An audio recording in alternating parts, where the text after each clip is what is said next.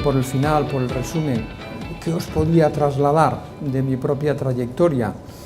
Pues tres reflexiones muy rápidas. Primero, que en la vida vale la pena dejarse llevar a donde el corazón te llame, ¿no? La novela de la Susana Tamaro, ¿no?, que tiene ese título. Yo creo que es una buena cosa, después de años ya de vida, a donde el corazón te lleve, no te llame, es el título de la novela de Tamaro, a donde el corazón te lleve. Es una buena máxima. La otra es, y especialmente yo creo que es válida como personas que estáis en el mundo empresarial, que sois empresarios, el optimismo, ¿no? Dice Daniel Kahneman, de profesión psicólogo y premio Nobel de Economía, en un libro que está editado en castellano, que se llama Pensar rápido, pensar lento. Dice él que sus estudios le permiten llegar a una conclusión muy clara. Y la conclusión es esta: los optimistas se equivocan más, pero les va mejor en la vida, ¿no? Aunque solo fuese por esto, yo creo que vale la pena ser optimista, pero en todo caso, uno puede ser pesimista y llegar a ser un buen catedrático, pero uno no puede ser empresario si no es optimista. Yo creo que es un elemento esencial un poco en la trayectoria especialmente en el ámbito empresarial. Y quizá la tercera, así de reflexión, por si os puede ser útil, mi convicción es que las cosas siempre van a mejor, siempre. Y si en algún momento notáis que están mal, es que aún no le habéis dado suficiente tiempo, porque acabarán yendo bien, ¿no? Yo creo que esto se cumple prácticamente siempre. Esto sería mi conclusión, al parecer, a esa pequeña trayectoria que tendría que hacer. Y esta la hago muy rápida, porque tengo un cierto pudor en hacerlo, en hablar de uno mismo, ¿no? Yo probablemente soy un ejemplo de lo bien que funcionó, o relativamente bien que funcionó, el ascensor social en España en los años 60 y 70, ¿no? Procedo de una familia, de una parroquia gallega del Ayuntamiento de Vigo, pero parroquia rural. Mis abuelos son agricultores y mis padres aún viven, mis padres son ambos, los dos, trabajadores industriales en la zona de Vigo. Cotizo a la Seguridad Social desde los 14 años, desde que cumplí los 14 años, porque era la edad legal, por lo tanto cotizo desde los 14 años, excepto los 2 años que he estado fuera de España. Por lo tanto, comencé de aprendiz en una empresa, un astillero de construcción de barcos de la ría de Vigo. Mi madre me había preparado para ser empleado de banca. Había hecho taquigrafía, mecanografía, ortografía, todo eso que ella, una mujer excepcional, consideraba que me podía dar en la vida una mejor vida de la que ellos habían tenido. Y a partir de ser aprendiz en el astillero naval, la vida cambió. Hice maestría industrial, hice bachillerato por libre, después hice ingeniería industrial. Cuando acabé estaba relativamente bien situado profesionalmente, pero decidí venirme a Barcelona. Eran tiempos aquellos de finales de los 60, muy ilusionantes, ¿no? Comienzos de los 70, muy ilusionantes. En Barcelona, de hecho, venía para trabajar ya con un agente de cambio y bolsa. Hicimos la entrevista, hicimos todo. Me dijo que viviría bien, pero que había que estar en el parquet hasta las 4, 5, 6 de la tarde o cuando se acabase de cerrar las operaciones. Y aquello no me gustó mucho y decidí ser un estudiante en Barcelona en años también tan interesantes como los de ahora, ¿no? Decidí ser estudiante a full time, de nuevo en economía. Y tuve la suerte de que me transformé hacía tiempo que no lo recordaba, en tutor de una familia, de un empresario textil de Tarrasa, que tenía 13 hijos. Por lo tanto, fui durante 5 años tutor de una familia de 13 hijos y prácticamente hice todo. Pero fueron años muy bonitos, muy bonitos. En Barcelona el mundo era otro al que yo conocía, había estudiado en Vigo y en Madrid. Barcelona era una ciudad muy atractiva para nosotros. Y me encontré con un mundo académico en primer lugar, con personas a las que después he tenido una gran relación con ellas, con mi maestro Estapé, es verdad, y es verdad que me dijo al acabar la carrera, después de lo que eran las pruebas para la matrícula de honor, para el premio de honor, me dijo, es verdad, pero no sé de dónde lo sacas, María José, porque no sé dónde está, pero él me dijo, había 3 catedráticos, ¿no?, conocidos, y él me dijo, si quieres hacer dinero, vete con aquel, no digo el nombre, si quieres hacer política, vete con aquel, si quieres saber de economía, vente conmigo. Ahora, eso sí, sin perspectivas ningunas de ganar dinero ni nada parecido, ¿no? Me quedé con Estapé. Nuestra promoción fue una promoción muy bonita, muy corta, muy reducida por un motivo que ocurrió en primero, pero conoceréis personalmente, os sonarán algunos de los compañeros de promoción, pues Pep Piqué, Ana Virulés, Toni Castells. Fue una promoción muy pequeña, y otros que también conoceríais, muy pequeña pero muy bonita. Fueron años muy bonitos. Bueno, y a partir de ahí, en el último año no estaba muy seguro de lo que iba a hacer y me enrolé en una empresa italiana, Montefibre se llamaba en aquel momento, para ver si lo mío era un poco la empresa o no. No me disgustó, pero después de haber estado allí, volví de nuevo ya con Estapé, y desde ahí se inicia una carrera, básicamente, una carrera en el sentido académico de la palabra, básicamente académica. Mi gorrito principal es siempre el académico, desde ese momento nunca he abandonado la universidad. Es lo que más me gusta, pero sin embargo he procurado tener siempre alguna otra dimensión en el ámbito empresarial. Pues he estado en su momento de asesor del presidente del INI y cosas así similares. También he estado asesor de algunos ministros, especialmente en el primer gobierno socialista de la transición.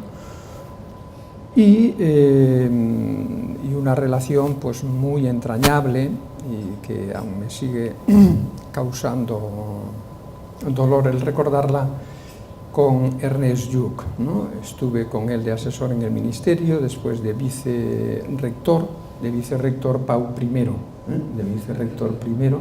Allí había más, había segundos, terceros también. Y estuve de vicerrector con él en todo su periodo de rectorado, y discutíamos mucho los dos, pero por la muerte, ¿no? Por cómo le sobrevino la muerte, le tengo un especial cariño, ¿no? Bueno, y a partir de ahí pues he estado con algunas posiciones en algunas empresas, probablemente la más conocida para vosotros en Endesa, de la cual he sido, ya estaba en FECSA en la fase primera y después de presidente del Consejo de Endesa en Cataluña, y algunas otras vinculaciones empresariales que conté. Una de ellas muy afectuosa, muy querida para mí, que pertenezco al Consejo de Amancio López, y también otra, este es un segundo de publicidad, pertenezco al Consejo de probablemente la bodega de vino blanco mejor que hay en el país, es Terras Gauda, esto es mi segundo de publicidad, ¿no? y algunas otras empresas, ¿no? Y insisto, pero mi gorrito principal sigue siendo, y espero que hasta el final, la academia. Me gustan mucho las clases. Muchas veces me dicen, hace poco me decía el conseller Mas-Cullell, me decía, Antón, pero ¿sigues dando clases?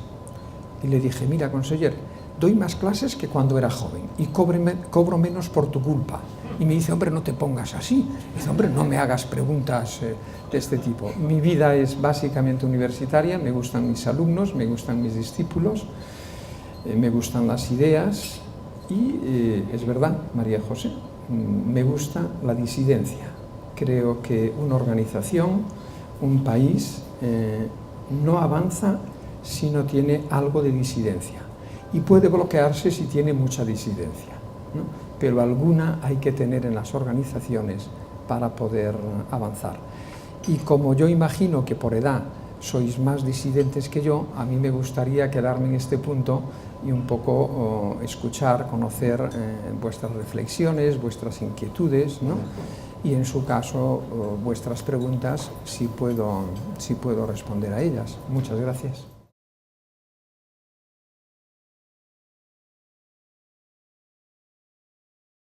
No le pregunto la edad a los miembros de la Junta, pero Cristian, creo recordar que Olegario Soldevila debe tener 33, 34. Creo recordar que Jordi Mercader debe tener unos 36, 37. A 38 no llega, me parece, pero se lo podemos preguntar ahora. Esto, por lo tanto, de 18 que hay en la Junta, al menos bajando de 40, ya hay 2 que los he metido yo. El Círculo es una institución realmente peculiar en el panorama económico, en el panorama cívico, no solo catalán, sino español. Es peculiar, insisto, por muchas cosas. En primer lugar, porque su presidente solo puede estar 3 años. No es posible estar más, ¿no? Y eso ya le da un cierto rasgo de singularidad, ¿no? En segundo lugar, porque las juntas no se renuevan cuando se renueva el presidente. Las juntas son como el Senado norteamericano, ¿no? Se van sustituyendo a tercios casi. Cada presidente hace como una modificación de un tercio, ¿no? Y yo es más o menos lo que he hecho, ¿no?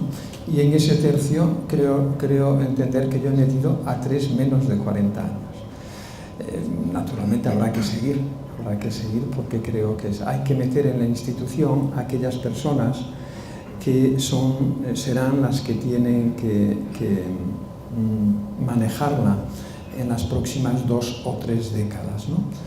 Pero yo creo que eso continuará. En tercer lugar, no es la edad un elemento, a mi juicio, determinante. Hay que tenerlo en cuenta, naturalmente. Si tú encuentras una institución donde todos son mayores de 80 años, algo raro debe estar ahí, ¿no? Pero en el Círculo no se, ¿cómo os diría? Si no os ofende nada, ¿no? Si no os ofende, porque eso es peligroso, ¿no? Es una institución en la cual yo veo que te integras en el sentido de trabajar activamente cuando llegas a cierta situación profesional de señoriaje, ¿no? Cuando llegas a una cierta situación donde ya tienes un cierto dominio de tu agenda y estás a disposición de tu presidente. Pero cuando estás en los 30 y en los 40, estáis construyendo aún lo que es vuestra trayectoria, ¿no? Y por lo tanto tenéis que dedicar una gran intensidad de trabajo a esa trayectoria, ¿no? Dicho esto, en lo demás que me has querido decir, estoy de acuerdo. A mí me gustaría salir hoy de aquí, traigo ahí los formularios, me gustaría salir de aquí con todos vosotros socios del Círculo, ¿no? Y dejároslo de ahí en adelante a vuestra mejor gestión. Lo digo honestamente, como sabes, en tu caso personalmente, como sabes, me gustaría un poco llamaros a la institución en la medida en que creáis que la institución puede ser un buen instrumento más allá de aquel umbral en el que aparecer ya tenéis que dejar de ser miembros activos de la asociación, ¿no? Donde hay un cierto umbral de edad. Pero hay que hacer esa renovación en la vida civil, hay que hacer esa renovación en la vida política. Yo creo que se va a producir en la vida política en los 4 años. Dentro de 4 años no reconoceremos prácticamente a nadie, a mi juicio, ¿no? En el ámbito de la vida política. Y también lo hay que hacer en la vida empresarial, porque en muchas ocasiones las generaciones mayores permanecen mucho tiempo con la bota puesta encima de la cabeza de los que vienen atrás.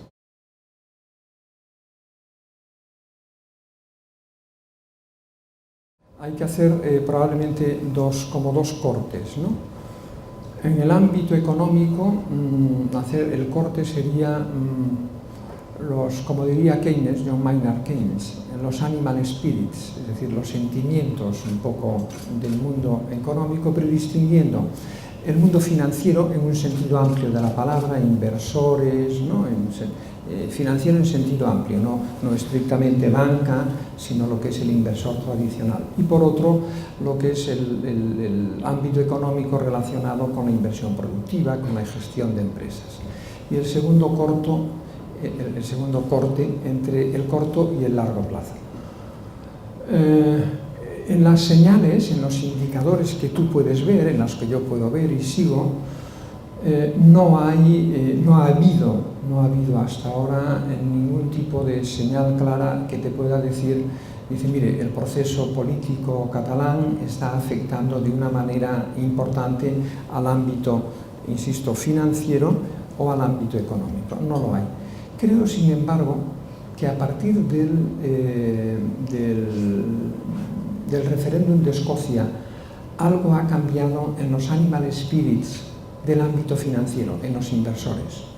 En lo que yo conozco de primera mano, por estar en algún consejo de administración, sí he notado en los últimos meses, en lo que son emisiones de bonos de renta fija y demás de empresas catalanas, he notado un cambio de comportamiento en los bancos gestores, en los inversores, lo he notado. Si quieres entro a más detalle, pero si intuyes por dónde voy, lo he notado. Al final hemos conseguido que en esas emisiones no se incorporase ninguna cláusula de las que ellos querían incorporar. Pero esa preocupación hoy la veo y no la veía hace tiempo. La vinculo más, insisto, al referéndum de Escocia que ha habido. En el ámbito empresarial, en el ámbito económico, pero de tipo empresarial, ahí hablamos de inversiones y de actividades económicas de largo plazo. Es decir, en el ámbito productivo, las decisiones de inversión son decisiones que tienen un horizonte de largo plazo, de retorno a largo plazo. Ahí lo que podría ocurrir es que en este momento se estén tomando algún tipo de decisión que solo conoceremos dentro de 4 o 5 años, ¿no? Es mi idea. Te concluyo con lo que decía esta mañana, porque fue la misma pregunta de la periodista de TV3, de los matins, ¿no?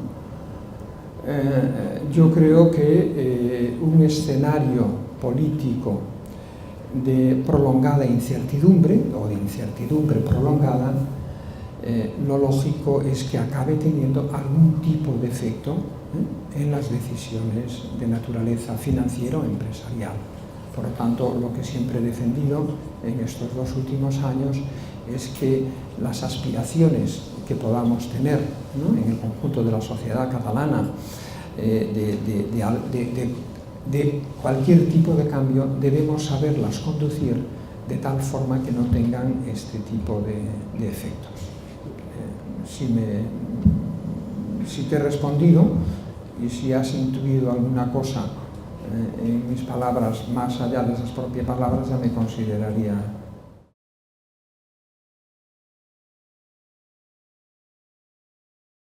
Es la primera vez en la historia que un banco central definió una salida de la crisis a partir del nivel de empleo.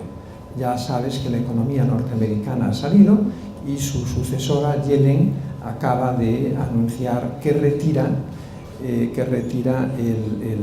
la transfusión de sangre que ha estado haciendo de 55.000 millones de dólares mensuales en la economía norteamericana durante más de los últimos 3 años, ¿no?